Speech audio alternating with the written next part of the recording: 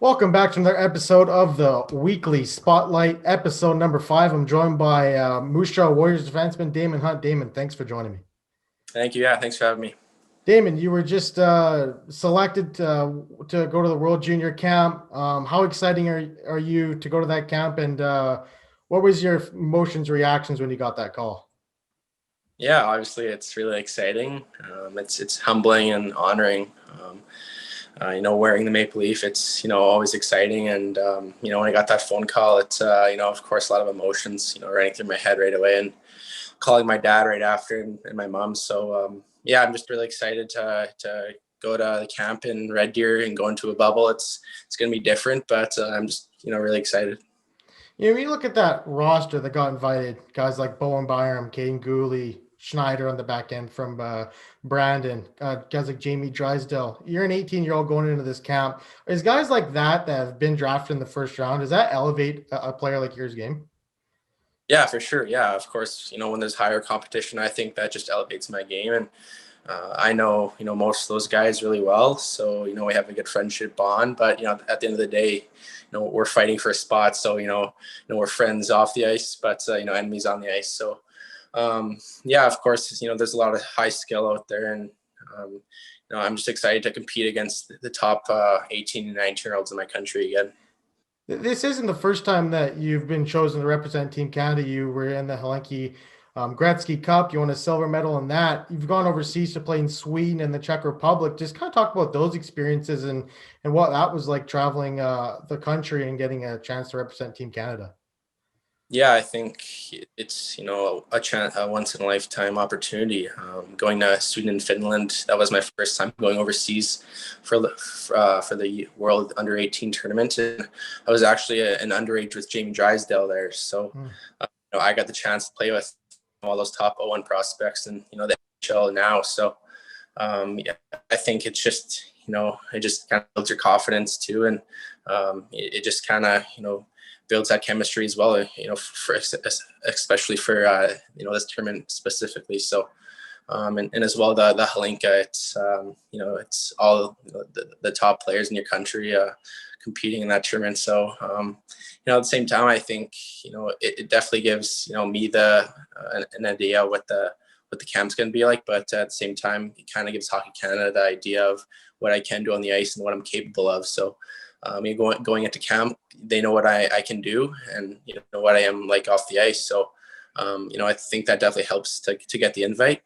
But I'm just really excited to get a fresh start here, and with my past season, it was pretty tough one. So I'm just kind of ready to go here with camp, and to start here with OL Capitals too.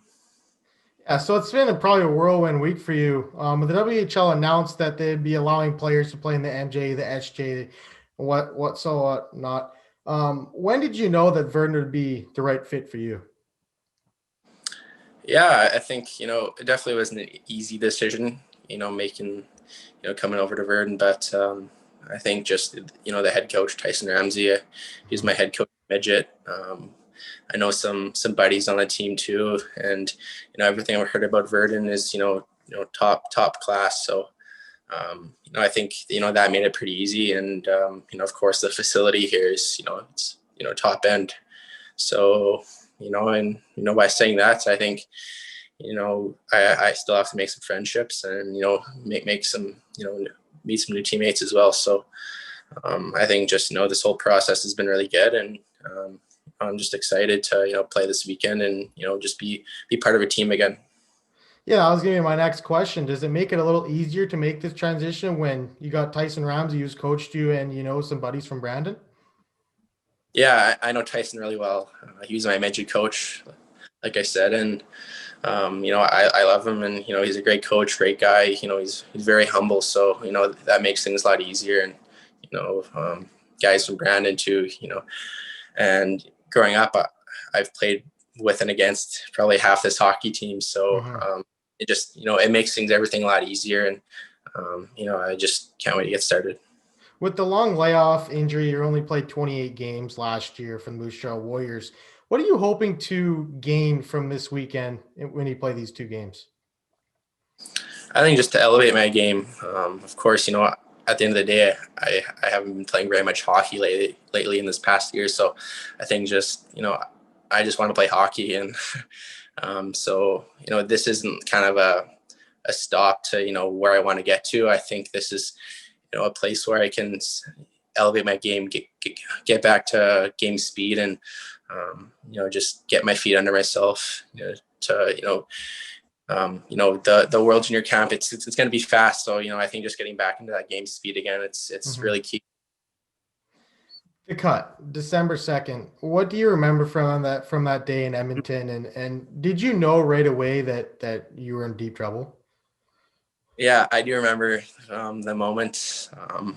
All I remember is, we're in Edmonton, we were wearing our white uniforms, and it was a simple play. I had the puck, I chipped it out, and their forechecker came and hit me, and he just kind of stumbled and he kind of missed me. His skate came up, and at first I didn't know what was going on, and then I looked down and there's blood pouring out of my arm all over the white uniform. So, of course, that split second, you kind of go into a panic and an adrenaline rush. So I just remember sprinting off the ice, the trainer putting the towel over my arm and going into the trainer's room and getting rushed to the hospital. I remember the trainers in the room, just seeing, their faces and seeing their reactions. I knew it wasn't, a very good sight, and I didn't want to look at it first, but I looked at it, and it was a pretty gory sight, that's for sure. But I'm just kind of glad it's,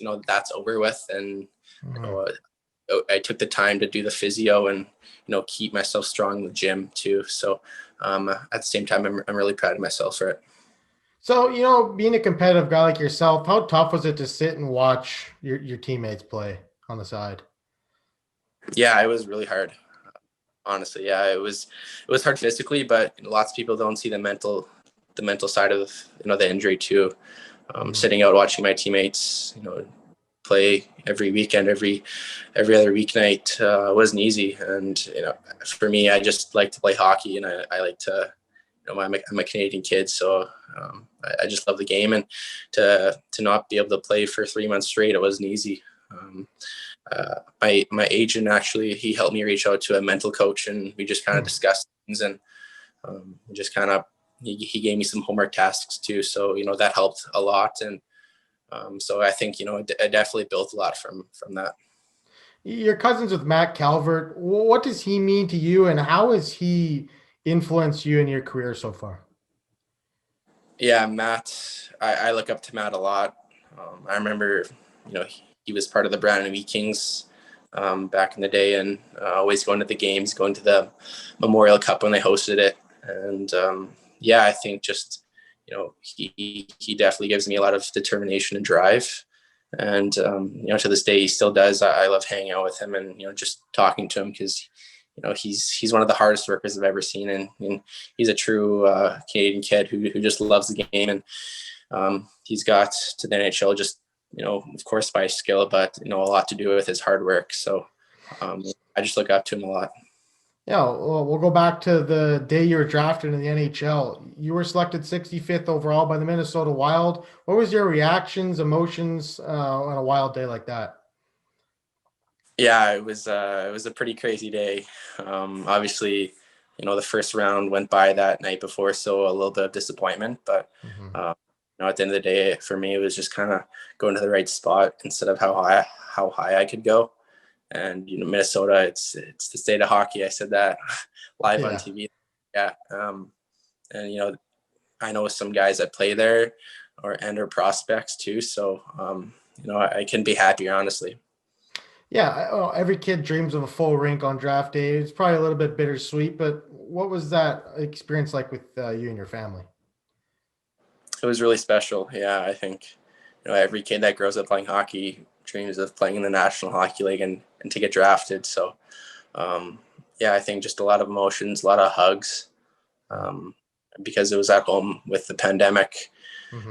There's still some disappointments there, not being able to walk up on stage, shake hands, put on a jersey, but I got to be with more of my family. So it definitely has its pros and cons.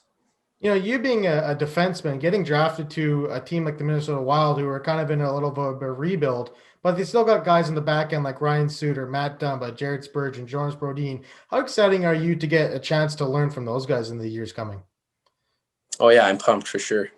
They've got so much games under them and so much experience. And I think when I was 15, I went through that with Josh Brook, Jet Wu, and they kind of got me into the hockey league. And now it's my turn to get the younger guys who were just drafted to Moose Jaw to get them into the league. And so it kind of has that effect. And I'm sure when I meet them someday, they'll do the same thing as me that I'm doing right now. So yeah, I'm just of course extremely humbled and excited to get things going in Minnesota. So you played with the Warriors at 15 years old as an AP a few games. Yeah. Did that give you a lot of confidence going into your first full year at 16? Yeah, it definitely did. I think those couple of games I played and a couple playoff games, they're really key. Obviously, the hockey's a lot different from midget AAA to the Western hockey. I think just when I play my game, everything it goes pretty well. So I think I just kind of trusted the process and trusted the older guys to show me the rings and the path into the Western Hockey League, and I did. And so I'm really happy those guys reached out to me. And but I think just going from that 15-year-old year to my 16, I knew what was expected, and honestly, I kind of felt like a third, fourth year guy going into my 16-year-old year. Yeah. So I was going to ask you if there's a guy on the Moose Jaw Warriors that took you under your wing, but you already said Jet Wu. So I'll skip over that question. Was there a favorite player to watch in the National Hockey League growing up? And if you could pick a player to model your game after, who would you say that would be? Yeah. Well, I always loved Drew Doughty. The way he plays the game, how he's so calm on the ice, and he's so skilled, and he just makes the game look easy. He's one of those type of players. So I think just watching him, it just kind of I would like to play like him someday. Obviously, time has changed, and I maybe can't do that, but today I think I like to play like Mark Edward Vlasic on the San Jose Sharks. The kind of a low key guy that he moves pucks, and he's big, he's skilled, he's reliable. And I think if I was to make that jump someday, that's the type of game I think I'd have to play. Damon, I appreciate you. You're very generous with your time. Best of luck in the World Junior Camp, and best of luck in the WHL season. Thank you. Appreciate it.